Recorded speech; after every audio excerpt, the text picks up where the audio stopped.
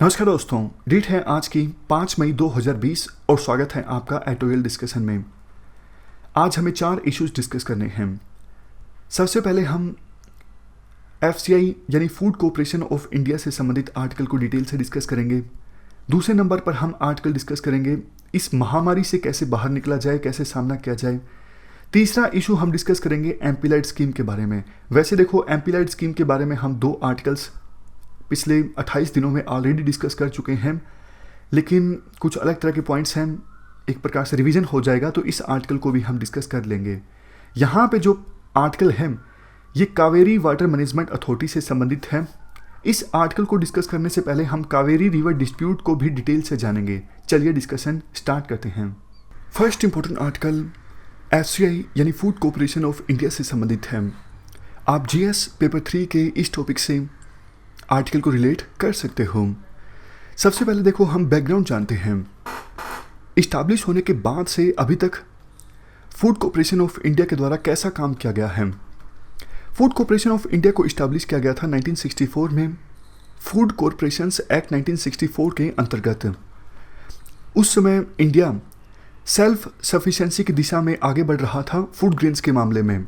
मतलब green revolution India में आया था 1966 के आसपास, तो हमारे देश में फूड ग्रेन्स का उत्पादन एकदम से बढ़ गया था। तो FCI का काम था किसानों से उनकी फसलों को प्रोक्योर करना, प्रोक्योरमेंट के बाद फूड ग्रेन्स को स्टोर करना गोडाउन्स में और दूसरी जगहों पर, और सबसे लास्ट में पब्लिक डिस्ट्रीब्यूशन सिस्टम को सपोर्ट करना। पब्लिक डिस्ट्रीब्यूशन सिस्टम जिसमें बेनिफिशरीज को फूड ग्रेन प्रोवाइड किए जाते हैं काफ़ी कम दामों पर, जैसे 3 रुपये किलोग्राम वीट, 2 रुपये किलोग्राम राइस, इस प्रकार से। तो शुरुआत में देखो, FCI पर यह आरोप लगता था कि फूड कॉर्पोरेशन ऑफ इंडिया के जो ऑपरेशंस हैं काफ़ी एक्सपेंसिव हैं और इनएफिशिएंट हैं।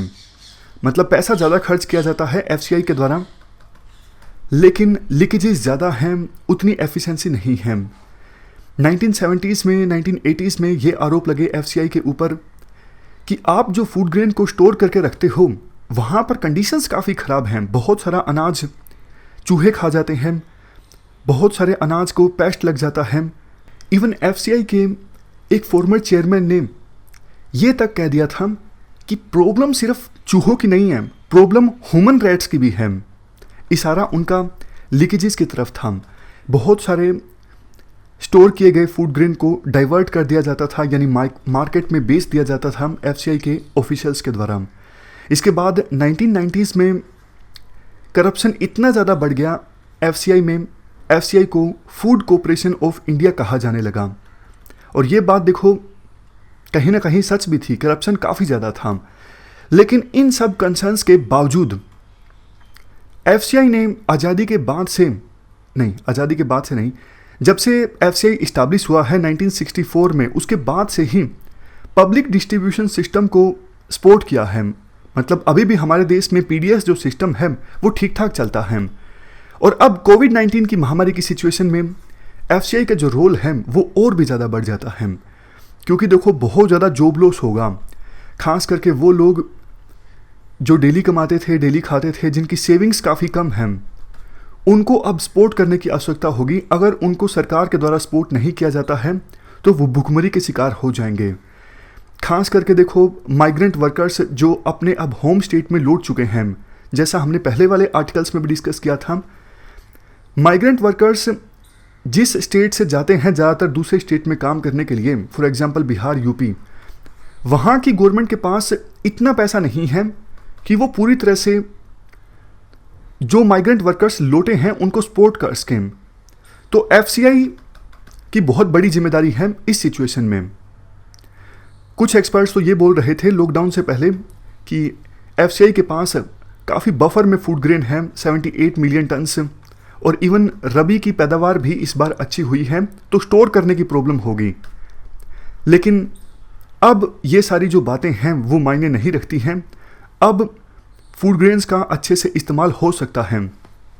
13 अप्रैल 2020 को FCI ने ऑलरेडी 3 मिलियन टन जो फूड ग्रेन है वो कुछ स्टेट्स को भेज दिया है, जैसे यूपी, बिहार, वेस्ट बंगाल, कर्नाटक और इवन नॉर्थ ईस्ट के कुछ रीजन्स जहां पर कमी महसूस की जा रही थी फूड ग्रेन्स की। FCI ने तो अब स्टेट्स को ये भी बोल दिया है कि आप ओपन मार्केट सेल स्कीम से फूड ग्रेन मत परचेज कीजिए, इससे टाइम लगता है, आप डायरेक्टली हमें बोलिए, हम आपको फूड ग्रेन अवेलेबल करवाएंगे। और ऐसा करने की फूड कॉरपोरेशन ऑफ इंडिया की अभी देखो कैपेसिटी भी है। एक तो एफसीआई के जो गोडाउन्स हैं वो देश के अलग अलग रीजन्स में हैं, ये अच्छी बात है। दूसरा, अनाज को रिमोट एरियाज़ में पहुंचाने की स्ट्रेंथ है एफसीआई के पास। एफसीआई देश के रिमोट एरियाज़ में रोड्स की सहायता से फूड ग्रेन पहुंचा सकता है, ट्रेन्स की सहायता से भी पहुंचा सकता है। अभी वैसे रोड पर मूवमेंट काफ़ी ज़्यादा डिफ़िकल्ट है, अलग अलग राज्यों ने अपने बॉर्डर सील करके रखे हैं और व्हीकल्स की चेकिंग होती है, लेकिन जैसा हमने डिस्कस किया एफसीआई के पास स्ट्रेंथ है, रेल्स की सहायता से भी एफसीआई फूड ग्रेन्स को देश के अलग अलग इलाकों में पहुंचा सकता है। अब देखो 5 पॉइंट्स दिए जाते हैं राइटर के द्वारा एफसीआई के बारे में। इन 5 पॉइंट्स पर ध्यान देने की आवश्यकता है। सबसे पहली बात, एफसीआई वैसे रेल ट्रांसपोर्ट पे ज़्यादा रिलाई करता है।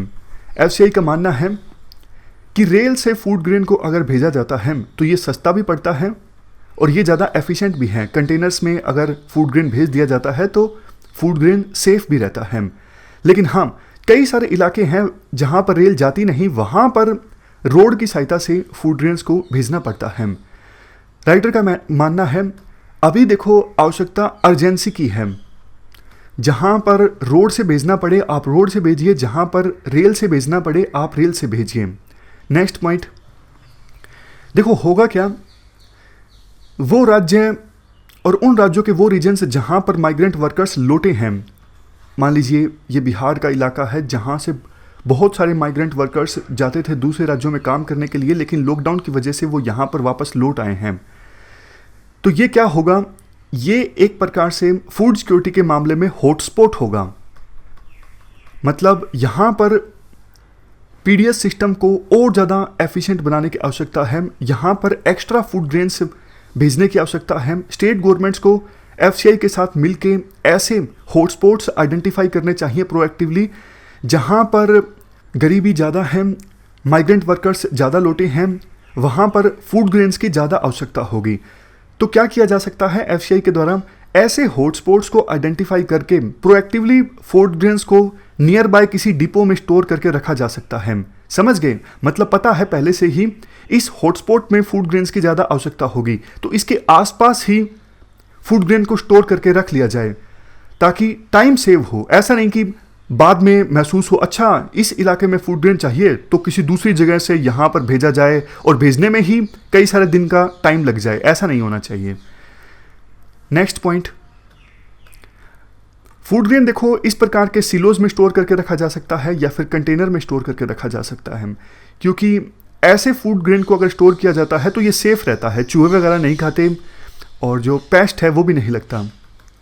तीसरा पॉइंट, वैसे तो देखो सरकार की अभी योजना चलाई थी, सरकार ने एक पैकेज अनाउंस किया था प्रधानमंत्री गरीब कल्याण योजना। कुछ तो एक्स्ट्रा एलोकेशन सरकार दे रही है पीडीएस के बेनिफिशरीज को, ये अच्छी बात है, लेकिन इसका फिस्कल बर्डन जो है सेंट्रल गवर्नमेंट को खुद उठाना चाहिए और स्टेट्स को फिस्कल बर्डन इस प्रोविज़न को इम्प्लीमेंट करने का ट्रांसफ़र नहीं करना चाहिए, क्योंकि स्टेट्स के पास ऑलरेडी पैसों की बहुत ज़्यादा कमी है। उन्हें अपने पिछले 4 महीने का जीएसटी फंड नहीं मिला है जो उनको मिलना चाहिए। नेक्स्ट पॉइंट, देखो बहुत सारे लोग बच जाएंगे जो बेनिफिशरीज नहीं हैं पीडीएस के, लेकिन वो डिज़र्विंग हैं। मतलब कई सारे लोग ऐसे भी होंगे जो पहले बेनिफिशरी नहीं थे लेकिन अब गरीब हो गए लॉकडाउन की वजह से, मतलब उनकी नौकरी चली गई, अब वो बेनिफिशरी बन गए हैं। तो देखो ऐसे लोगों को सपोर्ट करने के लिए ना लोकल गवर्नमेंट्स को आप सपोर्ट कर दो, जैसे पंचायत हैं, पंचायत को थोड़ी आज़ादी दे दो कि आप अपने हिसाब से इतना फूड ग्रेन एलोकेट कर सकते हो नीडी लोगों को, ज़रूरतमंद लोगों को। तो लोकल पंचायत जो है वो या तो एक निश्चित प्राइस पर वो फूड ग्रेन दे सकती है या फिर फ्री में भी दे सकती हैं जिनके पास बिल्कुल ही पैसा नहीं है। तो लोकल पंचायत्स को इस प्रकार से एम्पावर किया जाएगा तो हंगर की प्रॉब्लम को ख़त्म करने में बहुत फ़ायदा मिलेगा। इवन सेल्फ हेल्प ग्रुप्स का भी इस्तेमाल किया जा सकता है बिल्कुल रिमोट एरियाज़ में फूड ग्रेन पहुंचाने के लिए, अब जैसे झारखंड उड़ीसा के कई आदिवासी इलाके हैं जो बिल्कुल कटे से हुए हैं, वहाँ पे भी फूड ग्रेन को पहुंचाना बहुत ज़्यादा ज़रूरी है। जो पीडीएस सोप्स पर आते नहीं हैं, बेनिफिशरीज भी नहीं हैं, उनके पास डॉक्यूमेंट्स नहीं हैं, तो ऐसे लोगों को राहत पहुंचाने के लिए सेल्फ हेल्प ग्रुप्स का सहारा लिया जा सकता है।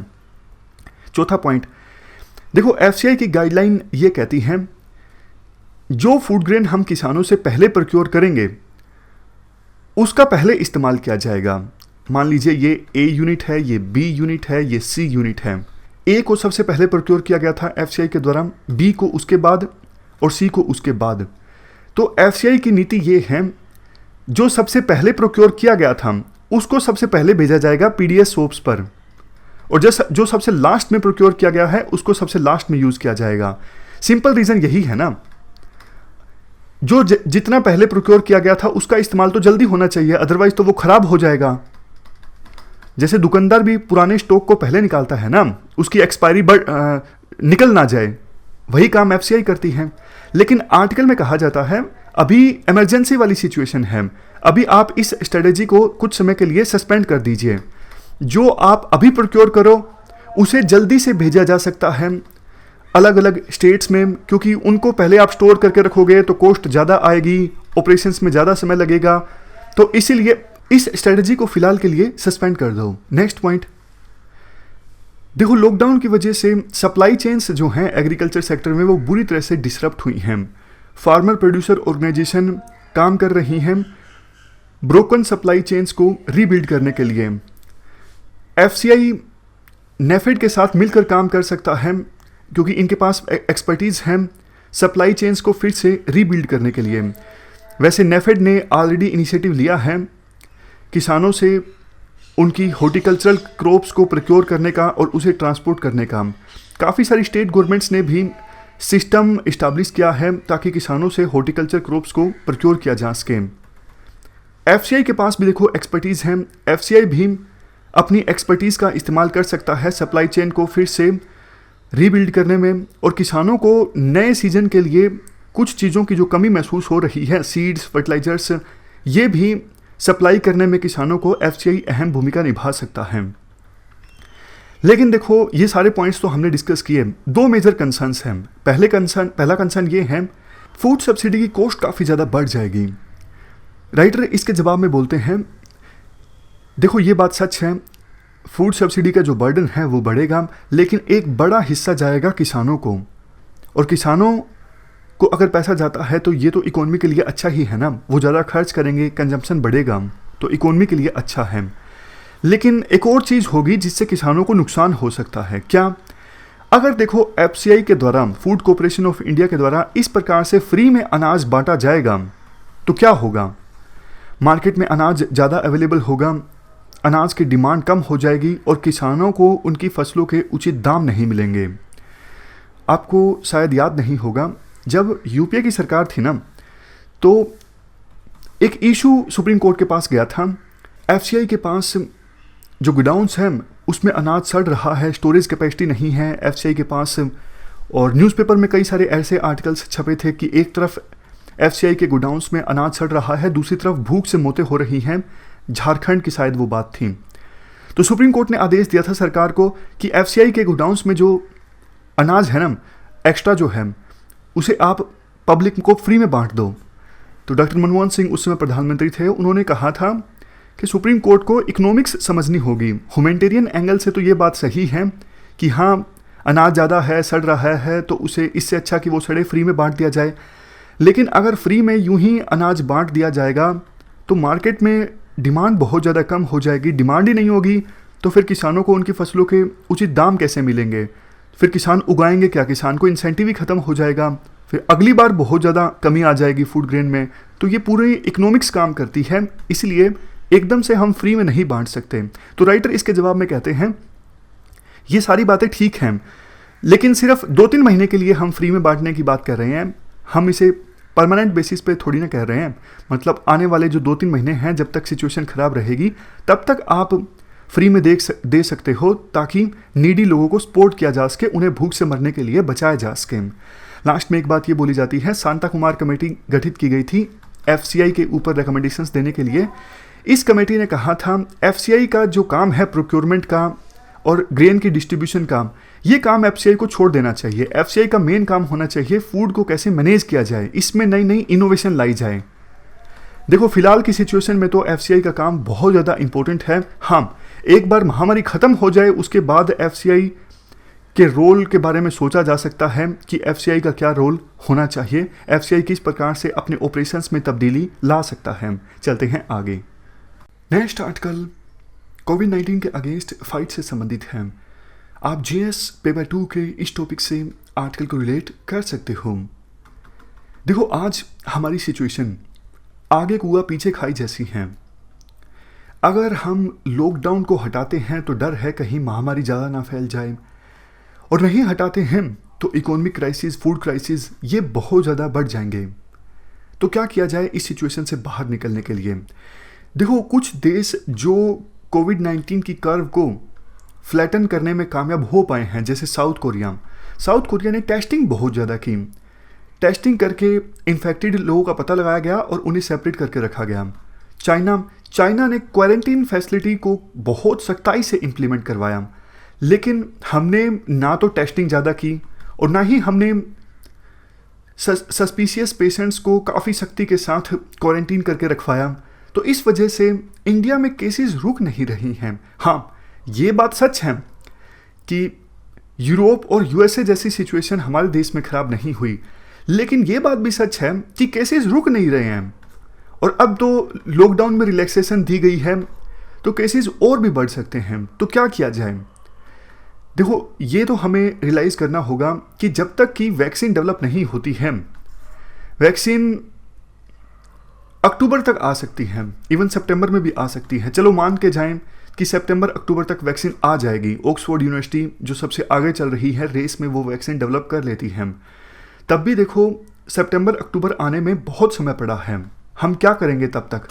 लॉकडाउन तो कर नहीं सकते। तो राइटर एक सजेशन ये देते हैं, आप बड़ी मात्रा में पर्सनल प्रोटेक्टिव इक्विपमेंट्स और टेस्ट किट्स की मैन्युफैक्चरिंग स्टार्ट कीजिए और एसेंशियल कमोडिटीज से जुड़ी जो एक्टिविटीज़ हैं उन्हें स्टार्ट करवा दीजिए। लेकिन एक बात ये इंश्योर कीजिए कि उन एक्टिविटीज़ में जो वर्कर काम करें वो भी पर्सनल प्रोटेक्टिव इक्विपमेंट पहने। अभी तो देखो personal protective equipment health care workers पहनते हैं या फिर जो सफाई कर्मचारी हैं वो पहनते हैं, लेकिन एसेंशियल कमोडिटीज़, एसेंशियल एक्टिविटीज़ से जुड़े जो वर्कर हैं वो भी अगर पर्सनल प्रोटेक्टिव इक्विपमेंट पहनेंगे, इन्फेक्शन का खतरा काफ़ी कम हो जाएगा।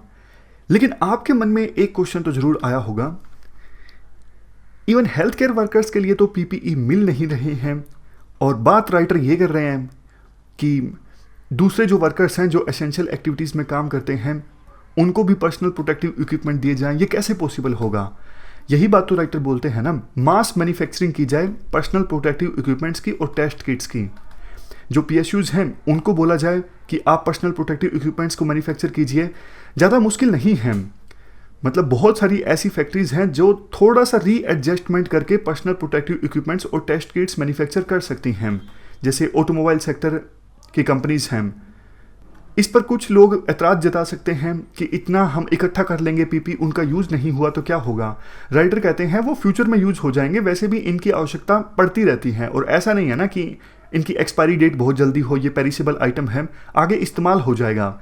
लेकिन अगर बड़े स्केल पे वर्कर्स पर्सनल प्रोटेक्टिव इक्विपमेंट्स का इस्तेमाल करेंगे काम करते वक्त, तो महामारी फैलेगी नहीं और काम भी चलता रहेगा, इकोनॉमिक एक्टिविटीज़ भी नहीं रुकेंगी।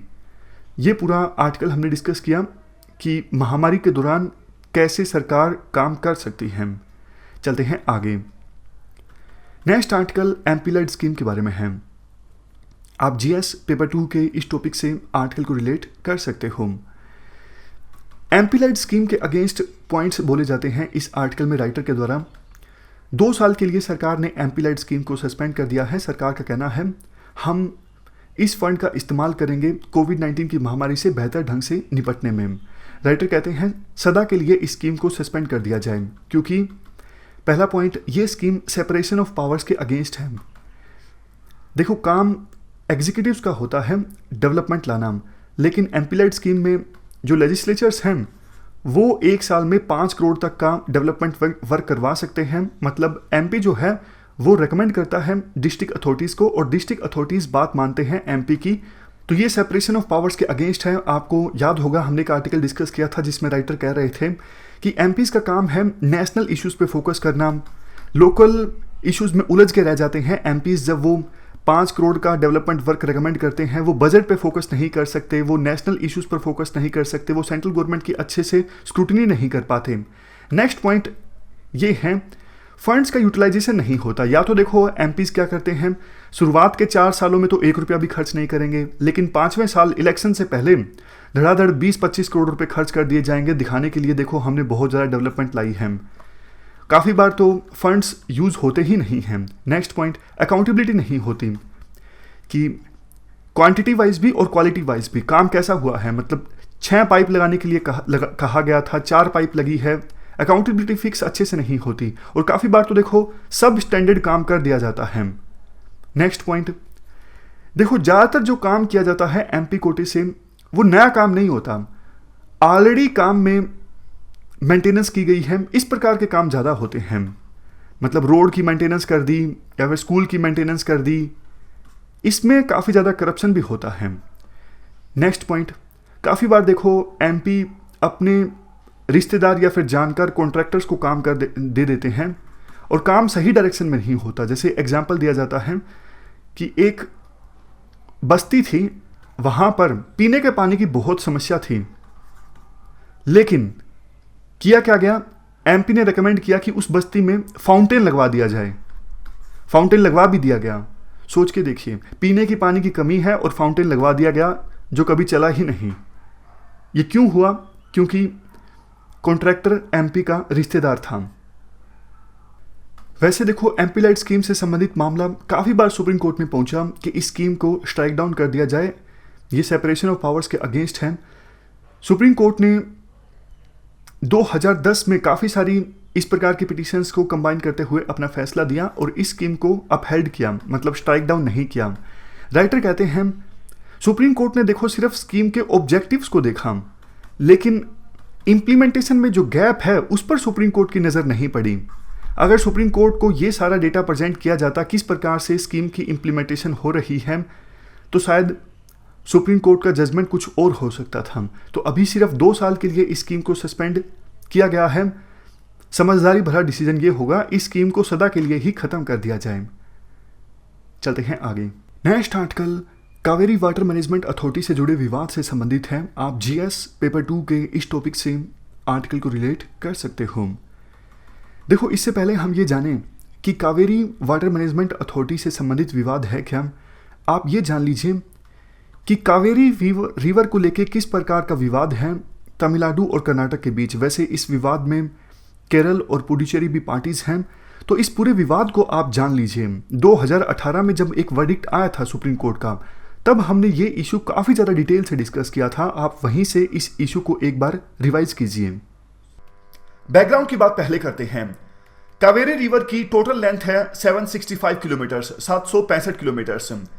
कावेरी रिवर निकलती है कर्नाटका के कोडागु डिस्ट्रिक्ट से। कोडागु डिस्ट्रिक्ट में एक जगह है ताल कावेरी, वहां से कावेरी रिवर निकलती है, उसके बाद तमिलनाडु एंटर करती है। मैप में देखिए, ये लोकेशन है कावेरी रिवर के ओरिजिन की, कर्नाटका का कोडागु डिस्ट्रिक्ट, ताल कावेरी स्पेसिफिक जगह। उसके बाद एंटर करती है तमिलनाडु में और लास्ट में गिर जाती है बंगाल की खाड़ी में। कावेरी रिवर की कुछ ट्रिब्यूटरीज पुडुचेरी और केरला में भी बहती हैं, इसलिए कावेरी रिवर के बेसिन में केरला और पुडुचेरी भी शामिल हैं। कर्नाटका और तमिलनाडु के कुछ डिस्ट्रिक्ट पूरी तरह से कावेरी रिवर के पानी पर डिपेंडेंट हैं सिंचाई के लिए। और देखो इस डिस्प्यूट की स्टार्टिंग होती है 1892 में, 1892 में। आज का जो तमिलनाडु है उस समय मद्रास प्रेसिडेंसी के नाम से जाना जाता था, और आज का जो कर्नाटका है उस समय प्रिंसली स्टेट ऑफ मैसूर के नाम से जाना जाता था। तो 1892 में, 1892 में विवाद होता है प्रिंसली स्टेट ऑफ मैसूर और मद्रास प्रेसिडेंसी के बीच कावेरी रिवर के पानी के डिवीजन को लेके। दोनों एग्री नहीं हो पाते किस प्रकार से कावेरी रिवर के पानी को डिवाइड किया जाए। उसके बाद 1910 में दोनों मैसूर और मद्रास अपने अपने रीजन में रिजर्वर्स कंस्ट्रक्ट करने लगते हैं ताकि कावेरी रिवर के पानी को ज्यादा से ज्यादा स्टोर किया जाए। 1924 में ब्रिटिशर्स समझौता करवाते हैं, मिडिएशन करवाते हैं ब्रिटिशर्स दोनों के बीच में, मैसूर और मद्रास के बीच में। तो ब्रिटिशर्स ने जो एग्रीमेंट करवाया 1924 में दोनों के बीच में, उस एग्रीमेंट के हिसाब से कावेरी रिवर का जो सरप्लस पानी है 75% ऑफ सरप्लस पानी मिलेगा तमिलनाडु और पुडुचेरी को, 23% पानी मिलेगा कर्नाटका को और बाकी बचा हुआ 2% पानी मिलेगा केरला को। तो यह समझौता करवाया था 1924 में ब्रिटिशर्स ने मद्रास और मैसूर के बीच में। देखो उस समय तो ब्रिटिशर्स का डर था, इसलिए मद्रास प्रेसिडेंसी और प्रिंसली स्टेट ऑफ कर्नाटका ने ब्रिटिशर्स ने जो भी एग्रीमेंट करवाया उसको मान लिया। हालांकि उस समय ऑब्जेक्शंस रेज किए गए थे मद्रास प्रेसिडेंसी के द्वारा और बोला गया था ब्रिटिशर्स को कि देखो मैसूर अपने यहां कृष्णा राजा सागर डैम का निर्माण कर रहा है और अगर इस केआरएस डैम का निर्माण कर लिया जाता है तो मद्रास प्रेसिडेंसी को कम पानी मिलेगा कावेरी रिवर का। लेकिन ब्रिटिशर्स ने यह कहा मद्रास प्रेसिडेंसी को कि आप भी अपने यहां मैटूर डैम का निर्माण कर लीजिए कावेरी रिवर पे। तो कुल मिला के 1924 का जो एग्रीमेंट था वो चलता रहा क्योंकि उस समय ब्रिटिशर्स थे। लेकिन जैसे ही देश आजाद हुआ 1956 में रीऑर्गेनाइजेशन ऑफ स्टेट्स एक्ट 1956 आया और 1956 में ही interstate river dispute act 1956 भी आया। देखो आजादी के बाद पहले जो मद्रास प्रेसिडेंसी था वो तमिलनाडु बन चुका था और प्रिंसली स्टेट ऑफ मैसूर था वो कर्नाटका बन चुका था। अब डेमोक्रेसी आ चुकी थी, अब हम आजाद थे, तो पॉलिटिशियंस ने वोट हासिल करने के लिए कावेरी रिवर के पानी के डिवीजन को लेकर राजनीति स्टार्ट की। कोई भी पार्टी बोलती हम आपको कावेरी रिवर का पानी लेके देंगे, तमिलनाडु में भी ये बात बोली जाती, कर्नाटका में भी ये बात बोली जाती। तो सिचुएशन जो थी वो कॉम्प्लेक्स होना स्टार्ट हो गई, विवाद गहराना स्टार्ट हो गया तमिलनाडु और कर्नाटका के बीच कावेरी रिवर के पानी के डिवीजन को लेके। इसी बीच 1974 आ गया, 50 साल पूरे हो गए 1924 को। तो कर्नाटका ने बोला तमिलनाडु को कि देखो 1924 में जो एग्रीमेंट किया गया था वो 50 सालों के लिए किया गया था, अब 50 साल पूरे हो चुके हैं, इसलिए जो भी एग्रीमेंट में डिसाइड हुआ था उस एग्रीमेंट को अब हम नहीं मानेंगे। तो इसलिए कर्नाटका ने कावेरी रिवर की जो ट्रिब्यूटरीज हैं जैसे कि हेमवती, हारंगी, काबिनी, इन सब पे डैम बनाना स्टार्ट कर दिया।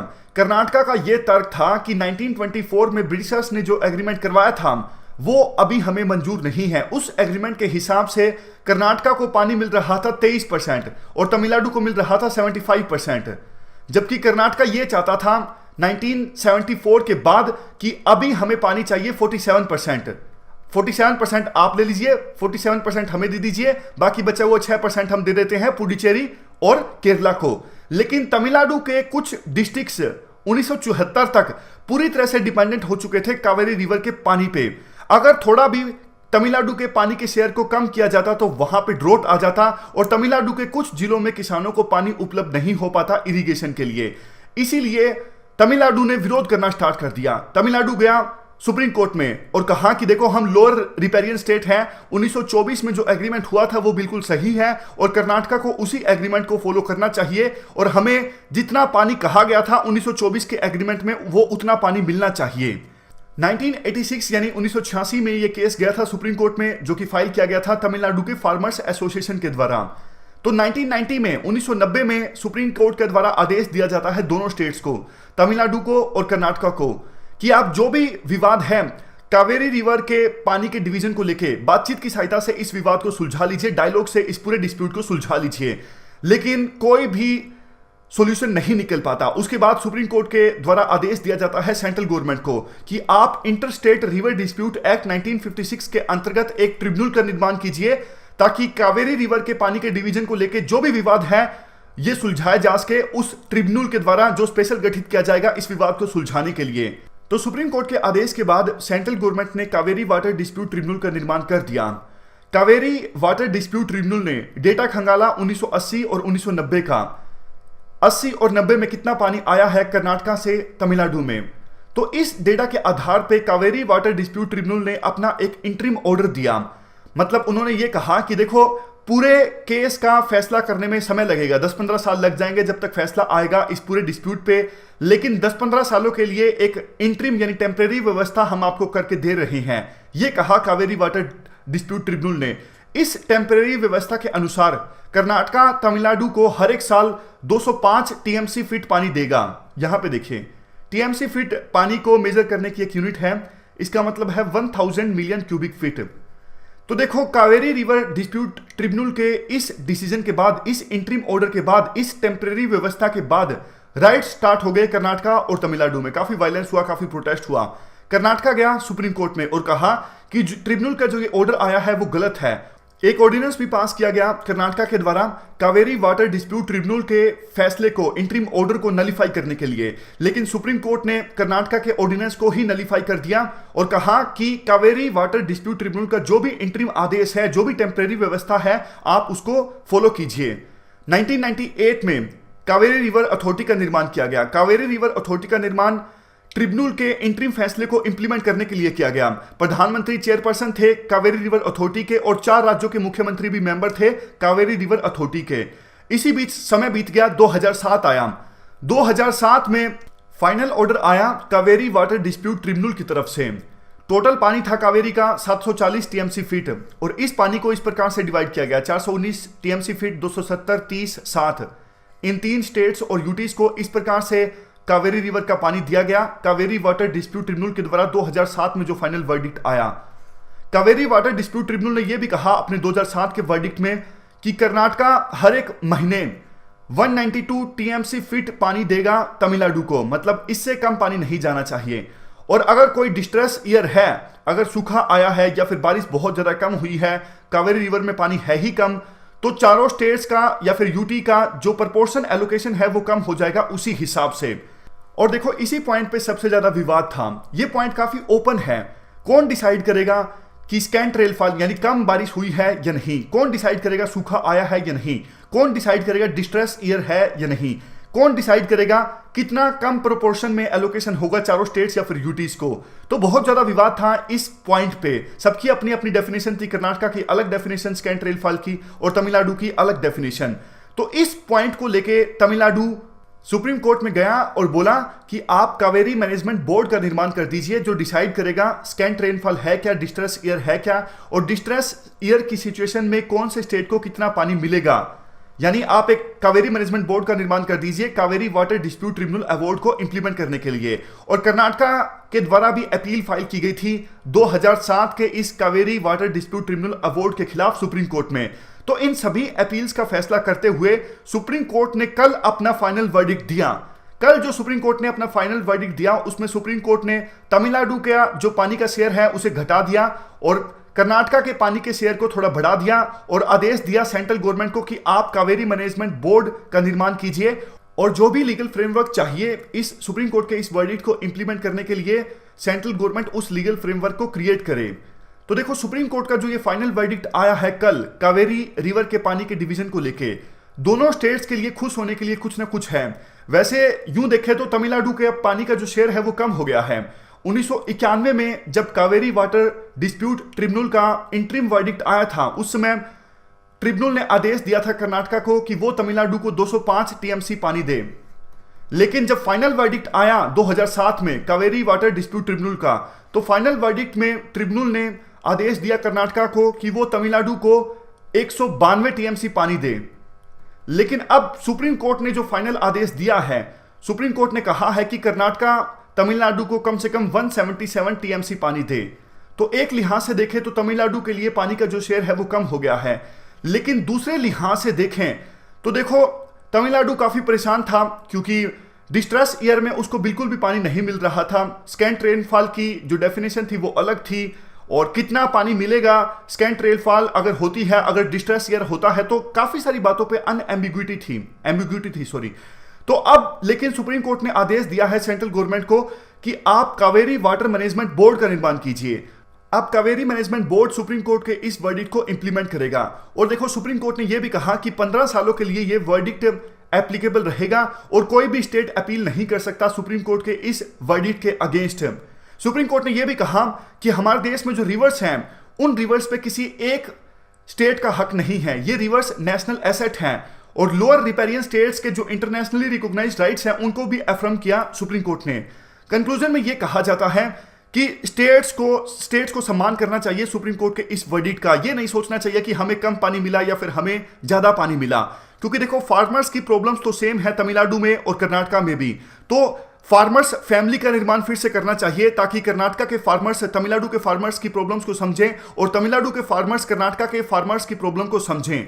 इसके अलावा वाटर कंजर्वेशन पे भी ध्यान देने की आवश्यकता है और पॉलिटिशियंस को भी इस मुद्दे को नहीं भूलना चाहिए और कोशिश करनी चाहिए वाटर कंजर्वेशन पे और कैसे किसानों की सहायता की जा सकती है बेटर इरिगेशन टेक्नोलॉजी से। तो ये आपने कावेरी रिवर डिस्प्यूट से संबंधित पूरा जो मामला था वो रिवाइज कर लिया। आपने ये भी समझ लिया कि 2018 में सुप्रीम कोर्ट ने अपने एक आदेश से कावेरी वाटर मैनेजमेंट अथॉरिटी को इस्टेब्लिश करने की बात कही थी। ऑलमोस्ट 2 साल हो गए हैं इस बॉडी को इस्टेब्लिश हुए। 24 अप्रैल को सेंट्रल गवर्नमेंट ने एक नोटिफिकेशन जारी की। ये जो अथॉरिटी हैं ये यूनियन मिनिस्ट्री ऑफ जल शक्ति के कंट्रोल में आएगी, मतलब एडमिनिस्ट्रेटिव कंट्रोल जो होगा इस अथॉरिटी का वो मिनिस्ट्री ऑफ जल शक्ति के अंडर होगा। इस बात पर कंट्रोवर्सी पैदा हो गई, खास करके तमिलनाडु में।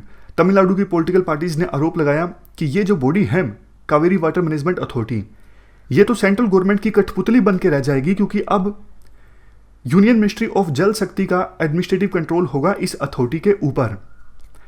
आर्टिकल में कहा जाता है, देखो हमेशा से ऐसा ही होता आया है, ये कोई नई चीज नहीं है। पॉलिटिकल पार्टीज जानबूझ के कंट्रोवर्सी क्रिएट कर रही हैं।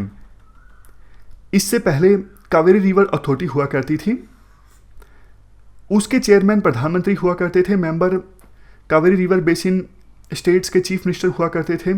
ये अथॉरिटी भी union ministry of water resources के एडमिनिस्ट्रेटिव कंट्रोल में आती थी। इसके अलावा अभी तक भी जब से ये अथॉरिटी इस्टेब्लिश हुई है, काम ये पहले वाटर रिसोर्सेज मिनिस्ट्री के अंतर्गत कर रही थी, लेकिन बाद में इस मिनिस्ट्री को एक और मिनिस्ट्री के साथ मिला के बना दी गई जल शक्ति मिनिस्ट्री। तो इस मिनिस्ट्री के अंदर ही काम कर रही थी, सिर्फ नोटिफिकेशन नहीं जारी की गई थी सेंट्रल गवर्नमेंट के द्वारा, और उस कमी को पूरा करते हुए 24 अप्रैल को सिर्फ नोटिफिकेशन जारी की गई है। मतलब नया कुछ भी नहीं हुआ है, जो हमेशा से होता आया है वही अभी भी होगा। इवन आप और एग्जाम्पल देख लीजिए, 8 इंटर स्टेट रिवर वाटर जो बोर्ड्स हैं वो भी जल शक्ति मिनिस्ट्री के अंडर काम करते हैं। जैसे कृष्णा रिवर से संबंधित इंटर स्टेट रिवर बोर्ड है या फिर गोदावरी वाटर मैनेजमेंट बोर्ड है, ये सब काम करते हैं यूनियन जल शक्ति मिनिस्ट्री के अंतर्गत। तो इसलिए जो पॉलिटिकल पार्टीज के द्वारा कंट्रोवर्सी पैदा की जा रही है कि नहीं इसे यूनियन जल शक्ति मिनिस्ट्री के अंदर नहीं आना चाहिए, ये तो व्यर्थ है। मतलब ये नहीं उनको करना चाहिए था। अगर उनको आवाज़ उठानी चाहिए तो एक चीज़ पे उठानी चाहिए कि 2 साल हो गए इस बॉडी को इस्टेब्लिश हुए, अभी तक इस बॉडी का परमानेंट चेयरमैन भी नहीं है। साउथ वेस्ट मानसून अभी आएगा, पानी की कमी होगी, कर्नाटक और तमिलनाडु फिर से लड़ेंगे पानी के लिए, और ऐसी सिचुएशन में इस अथॉरिटी का रोल काफ़ी ज़्यादा बढ़ जाता है। लेकिन बात यही है, ये अथॉरिटी अभी भी इफेक्टिव रूप से फंक्शन नहीं कर रही है, परमानेंट चेयरमैन भी नहीं है इस अथॉरिटी के पास। अगर विभिन्न पॉलिटिकल पार्टीज को विरोध जताना चाहिए, क्वेश्चन उठाने चाहिए तो इन इश्यूज पे उठाने चाहिए, बजाय ऐसे इश्यूज पर कि ये जल शक्ति मिनिस्ट्री के कंट्रोल में क्यों आ गई, क्योंकि हमेशा से ये जल शक्ति मिनिस्ट्री के कंट्रोल में ही थी। जल शक्ति मिनिस्ट्री तो वैसे अब बनी है 1 साल पहले, उससे पहले जो वाटर रिसोर्सेज मिनिस्ट्री हुआ करती थी उस मिनिस्ट्री के अंतर्गत इस प्रकार के वाटर बोर्ड्स आते हैं। ये पूरा आर्टिकल हमने डिस्कस किया कावेरी वाटर मैनेजमेंट अथॉरिटी से संबंधित। ये थी हमारी आज की डिस्कशन। आज हमने 4 इश्यूज़ को डिटेल से डिस्कस किया। Thank you very much for discussion.